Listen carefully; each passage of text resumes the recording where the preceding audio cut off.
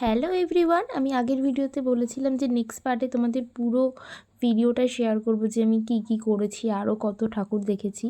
তো এটা ছিল অন্য প্যান্ডেলের মধ্যে আরেকটা প্যান্ডেল। এই প্যান্ডেলটা ভীষণ বড় করেছিল, আর আমার তো মনেই হচ্ছিল না যে আমি কোনো প্যান্ডেলে গেছি নাকি সত্যি সত্যি রিয়েল কোনো মন্দিরে গেছি। তো প্যান্ডেলটা খুবই সুন্দর করেছিল, আর এখানে একটা রিয়েল ঝর্ণা টাইপের ক্রিয়েট করেছিল। তো এটা ছিল এই প্যান্ডেলের প্রতিমা। তারপর আমরা এইখানে ঠাকুর দেখে মাকে দর্শন করে বেরিয়ে পড়লাম অন্য প্যান্ডেলের জন্য। যেতে যেতেই দেখি রাস্তায় এত সুন্দর সাজার জিনিস বসেছে, হ্যান্ডমেড। তো আমরাও কিছু কানের হার কিনে নিলাম। তারপর আমরা চলে গেলাম অন্য একটা প্যান্ডেলে। এই প্যান্ডেলটাও ভীষণ ভালো করেছিল, প্রত্যেকটা প্যান্ডেলই ভালো করেছিল, ছোটোর মধ্যে হোক বড়ের মধ্যে হোক। আর এটা ছিল মানে পুতুল দিয়ে তৈরি করা প্যান্ডেল। মানে ফার্স্টে দেখে বুঝতে পারিনি যে এটা রিয়েল মানুষ না পুতুল, তারপরে দেখলাম যে না, এটা পুতুল দিয়ে করা। তো যেতে যেতে অন্য প্যান্ডেলের উদ্দেশ্যে যেতে যেতে আমরা রাস্তায় দেখলাম আলু কাবলি।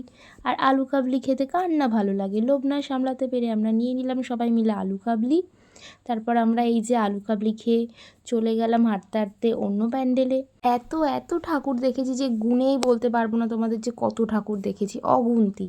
তো তারপর আমরা চলে গেলাম আমাদের শো স্টপার মেইন যে প্যান্ডেলটা। এই প্যান্ডেলটা পুরো নানান রকম কালারের কাচ দিয়ে তৈরি করা হয়েছে, ভীষণ সুন্দর।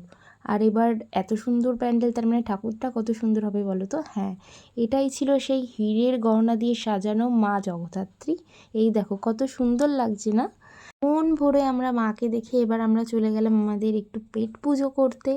তো আমরা একটা দোকান থেকে নিয়ে নিয়েছিলাম এখানে চিকেন উইংস আর চিকেন স্টিম মোমো। তিনজনা মিলে আমরা উইংস নিয়েছিলাম আর স্টিম মোমো নিয়েছিলাম, আর এখানে নিয়েছিলাম এগ রোল। মানে আমরা একা খাইনি, সবাই মিলেই খেয়েছি। তো চলো লাস্ট প্যান্ডেলটা তোমাদের দেখাই। এটা ছিল সাঁওতালদের সুন্দর নাচের সাথে এই প্যান্ডেলটা তুলে ধরা হয়েছে। তো মাকেও দেখো কত সুন্দর লাগছে এখানে। তো যাই হোক, আমরা আনন্দ করে, এখন বাজে 5:30টারও বেশি সকাল। তো চলো এবার বাড়ি যাওয়া যাক। এই যে আমরা সবাই মিলে ভ্যানে করে চলে যাচ্ছি স্টেশনের উদ্দেশ্যে। আমরা স্টেশন থেকে ট্রেন ধরে কোন্নগর এসেছিলাম, আবার কোন্নগর থেকে এই যে টোটো করে গেছিলাম লঞ্চঘাট। আর এই করতে করতে আমাদের সকাল 6:30টারও বেশি বেজে গেছিলো। লঞ্চে করে চলে গেলাম আমরা সোদপুর। আর সোদপুর নেমে দেখি এখানে সবাই মিলে কি সুন্দর পায়রাগুলোকে খেতে দিচ্ছিল। তো তাই দেখে আমাদেরও খেতে দিতে ইচ্ছা করেছে, তো আমরাও খেতে দিয়েছি পায়রাদের। আর এখানে বোন আর মাসি মিলে বলছে যে বোনের হাতে এসে পায়রা খাচ্ছে, কেন মাসির হাতে খাচ্ছে না। এই নিয়ে একটু মজা করছিলাম। পুরো সকালটাই আমাদের ভীষণ সুন্দর কেটেছিল। এখন বাজে সকাল 8টা, এখন আমরা বাড়ি যাচ্ছি।